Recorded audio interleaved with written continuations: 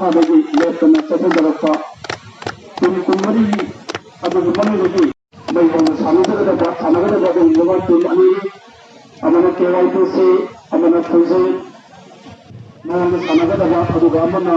ꯐꯥꯔꯁꯕꯨ ꯃꯥꯏꯊꯤꯕ ꯄꯤꯔꯝꯗꯕ ꯌꯥꯗꯦ ꯍꯥꯏꯕꯒꯤ ꯋꯥꯈꯜꯂꯣꯟꯗ ꯑꯗꯨꯒꯨꯝꯂꯕ ꯌꯥꯝꯅ ꯃꯩꯍꯧꯅ ꯁꯥꯟꯅꯒꯗꯕ ꯌꯥꯝꯅ ꯅꯨꯡꯉꯥꯏꯒꯗꯕ ꯄ꯭ꯂꯦꯅꯤ ꯌꯨꯝꯗ ꯂꯩꯕꯤꯔꯤꯕ ꯈꯨꯗꯤꯡꯃꯛꯅ ꯑꯩꯈꯣꯏꯅ ꯕꯣꯜ ꯄꯨꯂꯤꯁꯀꯤ ꯇꯤꯝ ꯑꯁꯤ ꯆꯠꯈꯤꯕꯗ ꯍꯧꯖꯤꯛꯇꯪ ꯑꯩꯈꯣꯏ MN05A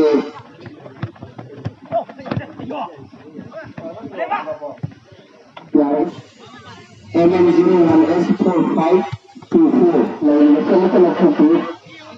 ꯂꯩ ꯑꯁꯣꯝꯗ ꯂꯥꯎꯔꯦꯟꯗ ꯏꯔꯥꯡ ꯑꯃ ꯂꯩꯔꯦꯗꯅ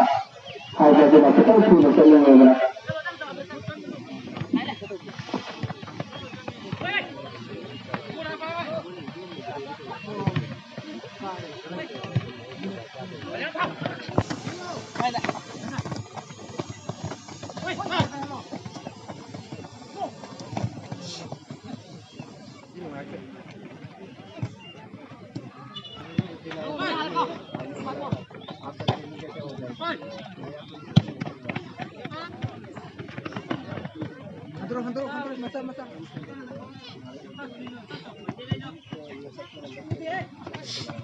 Udi.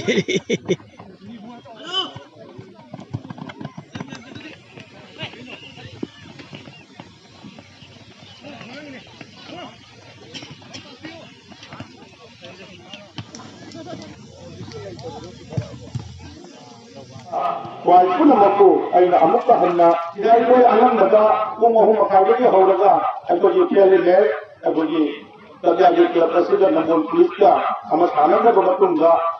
nasida tim kunmari na sanariba adu ngadu final election nasi koijing amasung aikogi club season club jubu sida nasi hojo juma aikogi final election sanari dasi adu ha kamang di hojukta ama kawko chanadana leiri अब आइए पुनः मंगल में खाने आइए भारत के मनुष्य ने जब तक खबर मणिपुर से भारत की उन्नति स्पोर्ट की लंबे भी पावर हाउस के ना आने खाने भी बनी अब जो ना स्पोर्ट की अद्भुतागी आयाम सामने ना हो याम पाने भी बस ये से ये बनी अब लोगों ने ना नसी जाए तो इस खाना भी पा फाइव लेंस होकर सीधे के खाना कम लेंस को जितना भी आज मकान है तारे सीधे लंबा सुनने का जो मकान है ना लंबा मकान असली ना ये ना अचौबा फुटबॉल टूर्नामेंट में सिंध यावती अभी लोग लंबा अभी उनको दिक्कत आएगी और जो मकान चावल लेके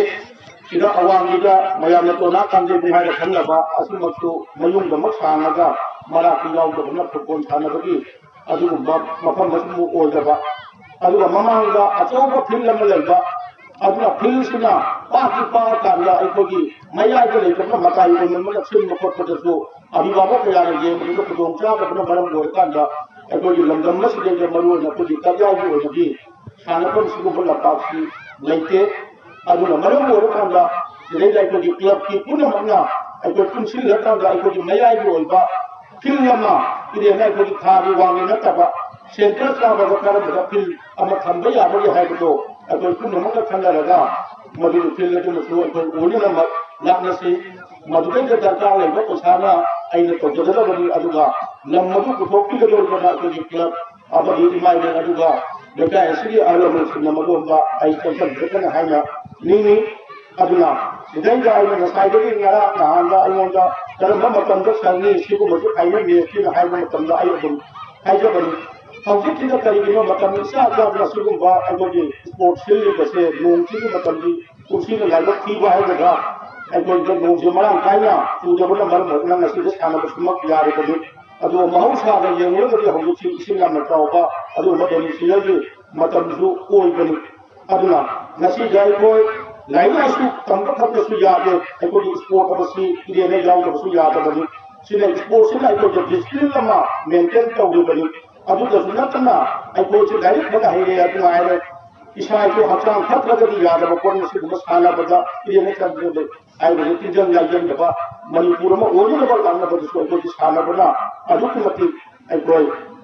मतेन ओली बनि अदु से दे इस्राएल नाउ सुना आयम बदा मतम मांगन बदि मौता सिदे लाइक से तंबे याबा तमगसु सिदे सानबु लमला को चंसिल लकांदा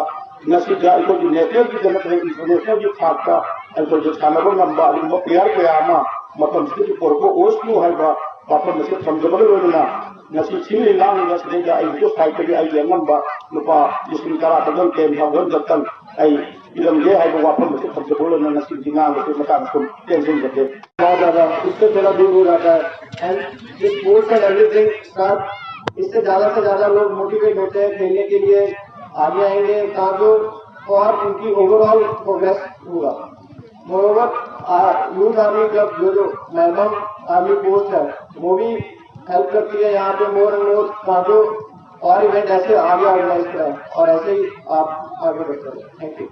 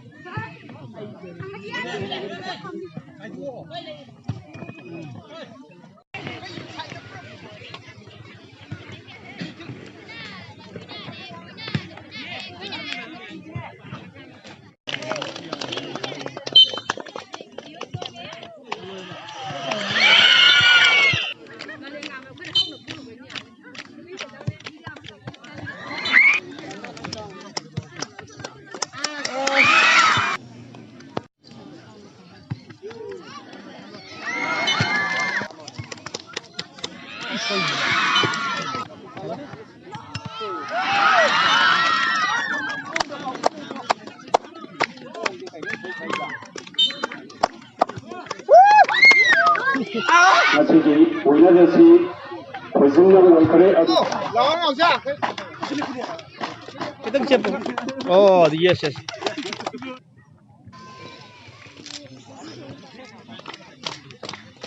Masih itu, masih lama masih privacy.